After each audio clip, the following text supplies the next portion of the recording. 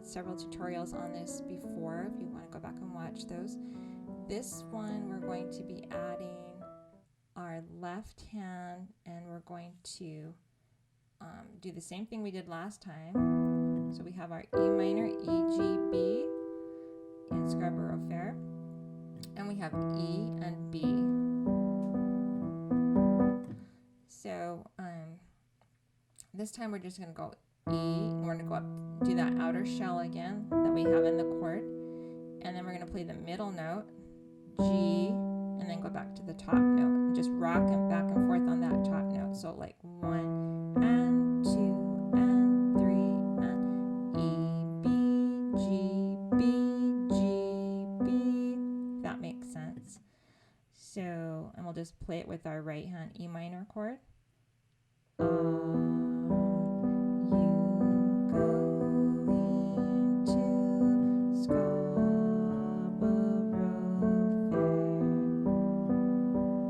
So D was just D, F sharp, A. So we went D, A, F sharp, A, because we played the outer shell, and then we took the middle note, which is F sharp, and we played it down here and rocked it back and forth.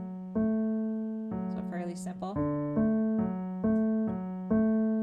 Okay, and then back to the E minor.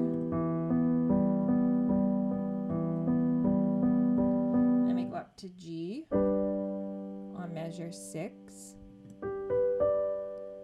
Okay, so we have G and D is our outer shell, and then our middle note is B, the G chord. So it's 1 and 2 and 3 and back to E minor. Then A is A, C sharp, E. We play the outer shell, A and E below, an octave below, A and E, and then the middle note is C sharp. So it's 1 and 2 and 3 and then you're back to E minor. So let's just sing a little bit of that. So it goes, are you going to Scarborough Fair? Parsley, sage, rosemary, and thyme.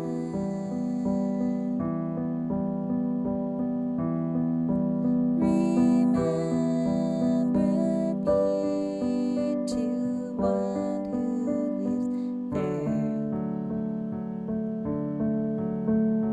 He once was a true love of mine.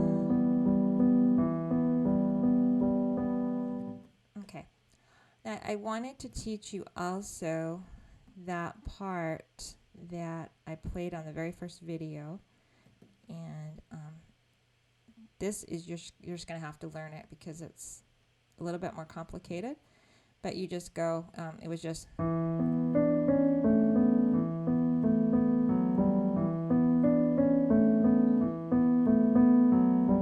and that you could play at the beginning of the song and at the end, or in the middle where you have all the long tie holds. Just kind of play around with it and be creative with it, and you'll just kind of feel what you would like to do with that. So it just goes E, B, D. Let's do that again. E, B, D. So you want your pinky on E, finger 2 on B, and your thumb on D. And you just see how I shift my weight so I don't have any tension. This is a technique. You don't want to leave your weight over here and then come over here and then you feel all this tension right here. So if you just go like that, it feels really comfortable and easy. And then we go to C sharp, and then finger, ring finger or finger 4 goes on A. And then on B, you can put either your second finger or your pointer finger on, or your thumb, whichever one's more comfortable for you. I put my thumb. So I go C sharp, A, B, and then see how my hand shifts when I play my thumb? My whole hand moves over. One more time. C sharp, A, B. let's do that all together. So it goes G, E, B, D, C sharp, A, B. One more time. E, B, D, C sharp, A, B. And the second part of that is just E, B, A. Again, E, B, A. So notice my pinky is on E, thumb is on B, and pointer is on A. So E, B, A, and then the last part of that is B, and then my ring finger goes to F sharp, which is black key 1 on the group of 3, and then your middle finger goes to G. So let's practice that group. B, F sharp, G, several times. B, F sharp, G, B, F sharp, G.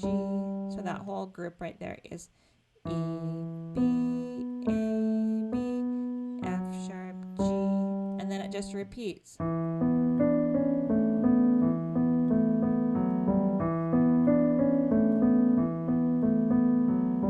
that sounds really pretty. So hopefully you had fun with this video and that you can piece together all the videos and really learn that you can do so many things with chords. And I also want to teach the notes, so that's coming up also, where you're just playing the right hand melody and if possible adding the left hand chords, which is really challenging when you're beginning. So you might not be ready for that. That's something that's up to you, and you don't feel like you have to do that. It's just what you want to put into it, or if you don't feel like you have the technique to do that now, I wouldn't worry about it. Or just enjoy the right hand.